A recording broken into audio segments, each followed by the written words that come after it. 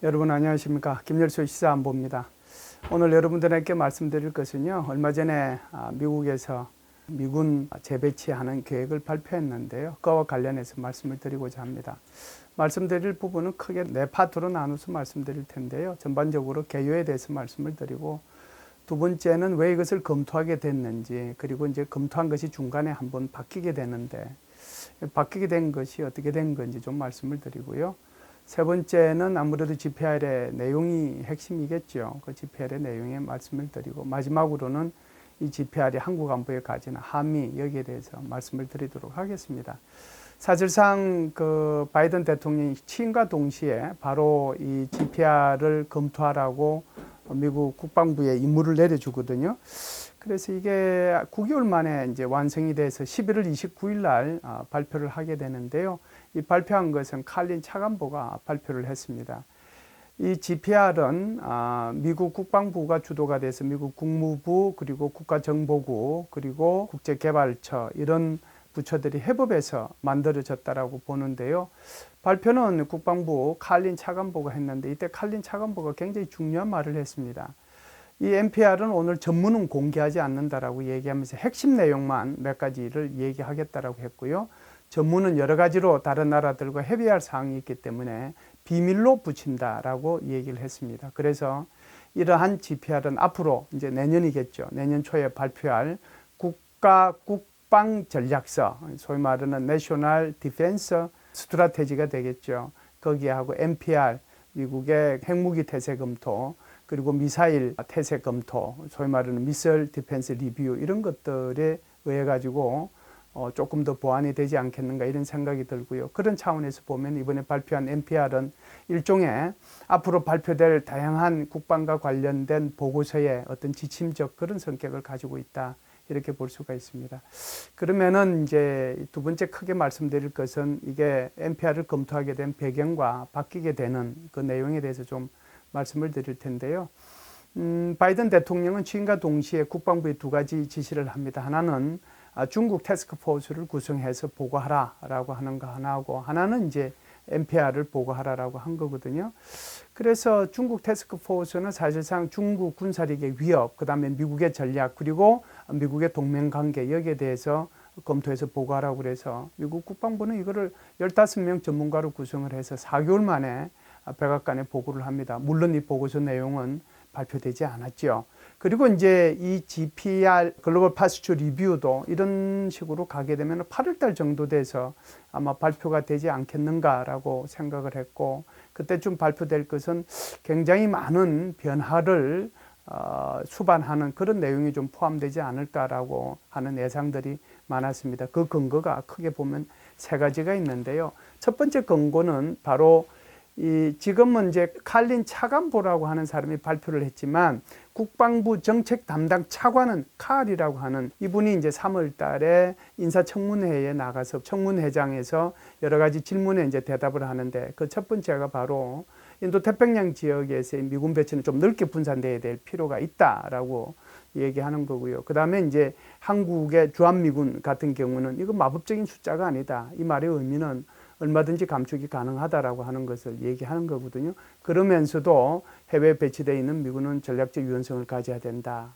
이것이 이제 그때 당시에 칼 차관 지명자의 발언이었습니다. 두 번째는 2020년도 미 육군대학원 산하에 소위 말하는 이제 전략문제연구소 SSI가 보고서를 발표를 한 게 있는데, 그 보고서 발표 내용이 뭐 2020년에 나온 거지만 굉장히 센세이션을 불러일으켰다고 해도 과언이 아닙니다. 그 내용의 핵심은 바로 인도태평양 지역에 배치되어 있는 미군이 너무 한 곳에만 집중 배치되어 있어 이것이 문제가 있다.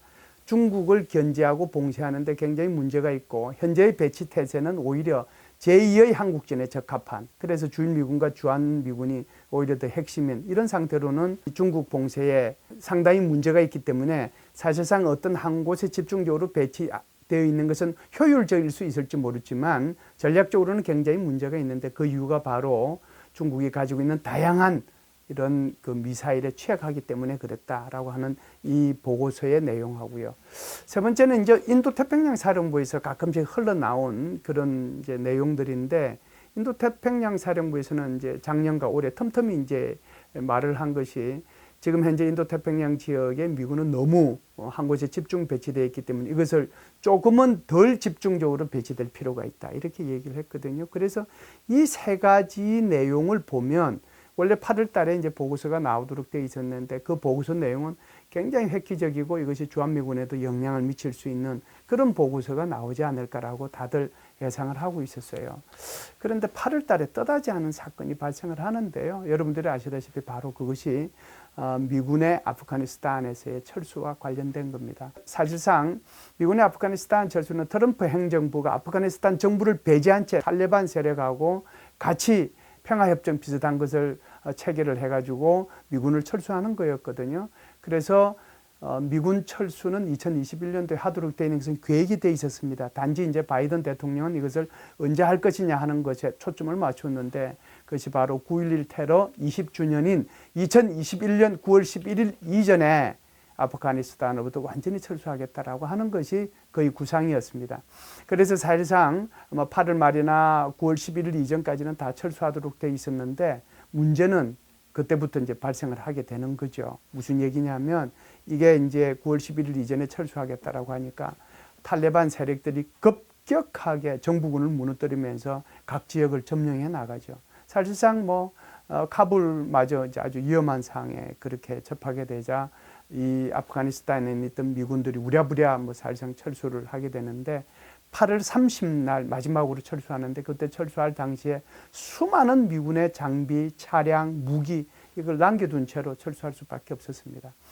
바이든 대통령이 원했던 것은 질서 있는 철수였고 환송받으면서 철수하기를 원했는데 본인이 생각했던 거하고 상당히 달랐고 이것이 이제 미국의 여론을 굉장히 나쁘게 했고 결국은 이제 바이든 대통령에 대한 지지율 이런 데서도 굉장히 네거티브한 그런 볼 수 있죠. 그래서 바이든 대통령은 8월 31일 날 대국민 연설을 합니다. 이렇게 얘기를 해줘. 아프가니스탄의 철수는 이건 어쩔 수 없는 일이다. 그리고 앞으로도 우리는 우리의 국가 이익이 없는 곳에서는 우리의 젊은이들을 희생시키는 그런 일이 없도록 하겠다라고 얘기를 합니다.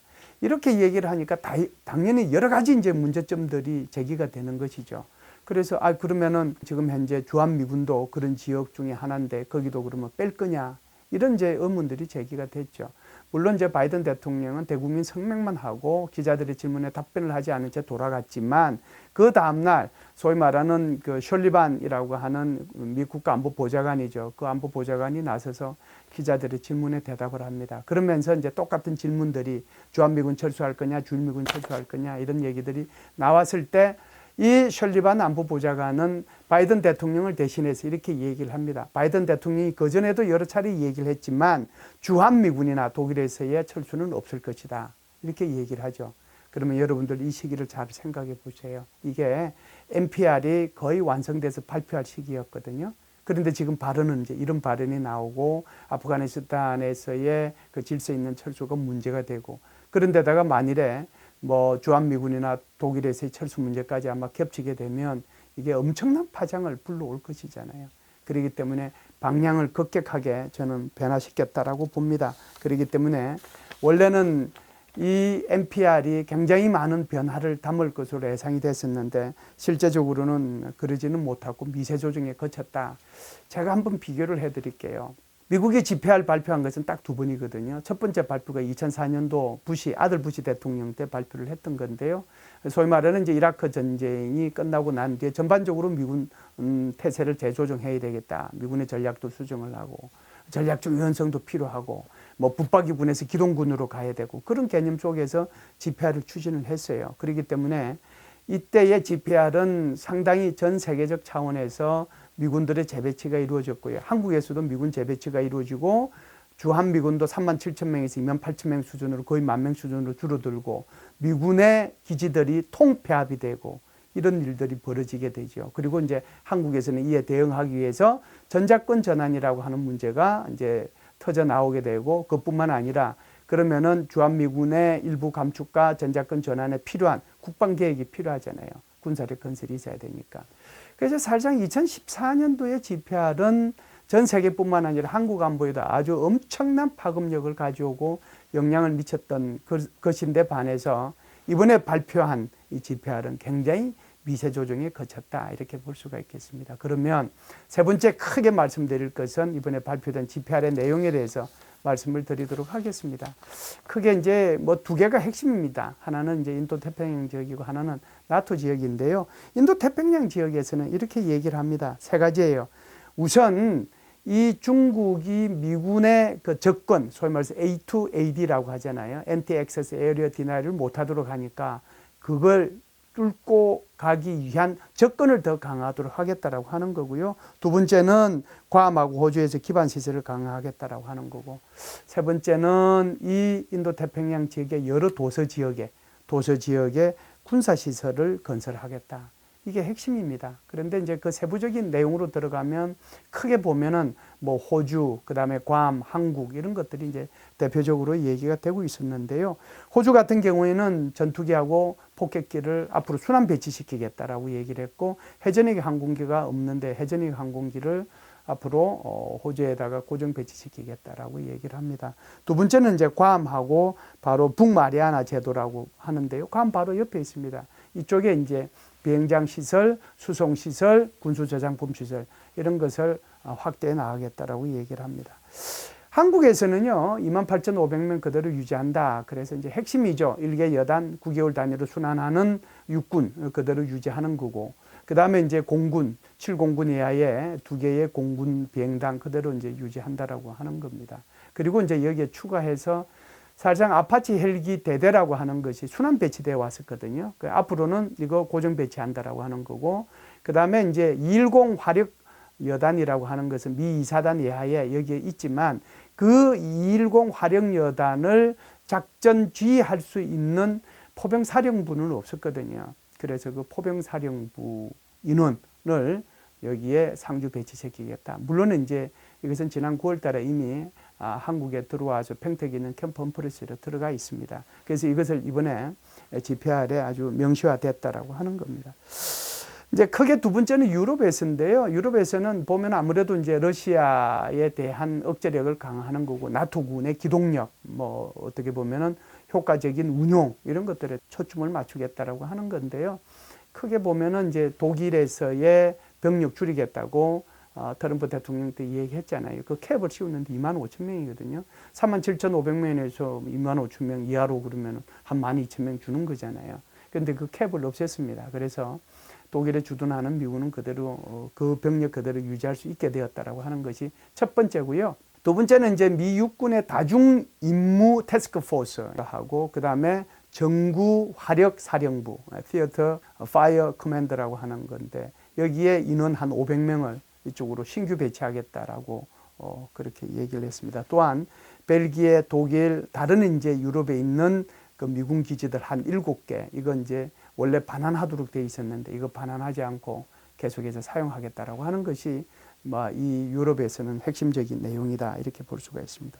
세 번째는 이제 중동, 아프리카 그리고 이제 중남미 이런 건데요. 여기는 큰 내용은 없습니다. 중동 지역에서는 오히려 사우디아라비아에서 사드하고 패트리어트 포대 철수하신 거 아시잖아요. 그럼에도 불구하고 어찌됐든 여전히 대테러전은 계속해서 이 중동 지역에서 있기 때문에 그 대테러전을 수행할 수 있는 그 군사력에 대해서는 계속 지원을 하겠다라고 하는 것이 초점이고요. 그 다음에 이제 아프리카에서는 아주 극단적 폭력 조지, 그거 모니터링 하는데 초점을 두고, 중남미에서는 여전히 자연재난, 그 다음에 인신매매, 마약 퇴치, 이런 데다가 초점을 두고 해나가겠다. 이게 여러분들 이번에 NPR 발표 내용의 핵심 내용입니다. 전문이 공개되지 않고 이 칼린 차관보가 발표한 내용인데 그만큼 이제 미세 조정을 했다라고 하는 건데요. 칼린 차관보 스스로가 이렇게 얘기해요. Moving the needle a bit. 그러니까 뭐예요? 바늘을 a bit, 바늘만큼은 옮겼다라고 하는 거잖아요. 그래서 사실상 기존의 미군의 어떤 그 병력과 장비의 이 배치를 아주 미세하게만 조정했다라고 하는 것이 아마 칼린 차관보의 말이고, 이 말이 더 정확하지 않느냐 이런 생각이 들고요. 앞으로는 이 다른 정구, 그러니까 거기 유럽이든 중동이든 다른 정구에서의 병력과 장비를 이렇게 축소시켜서 감축시켜 가지고 그것을 인도 태평양 지역으로 옮기겠다라고 이제 이렇게 얘기를 했습니다. 그래서 그런 면에서 보면 여러분들 이번에 나온 NPR이요. 앞으로 있게 될 바이든 행정부 뭐 3년 더 또는 뭐 한 7년 더 이렇게 계속해서 가야 될 것은 아니고요. 여전히 계속해서 진화할 것이다. 그 진화가 내년도에 발표될 국가 국방 전략서, 그다음에 NPR, 미사일 디펜스 리뷰 이런 데다가 전부 다 녹아서 들어가지 않겠는가 이런 생각을 합니다.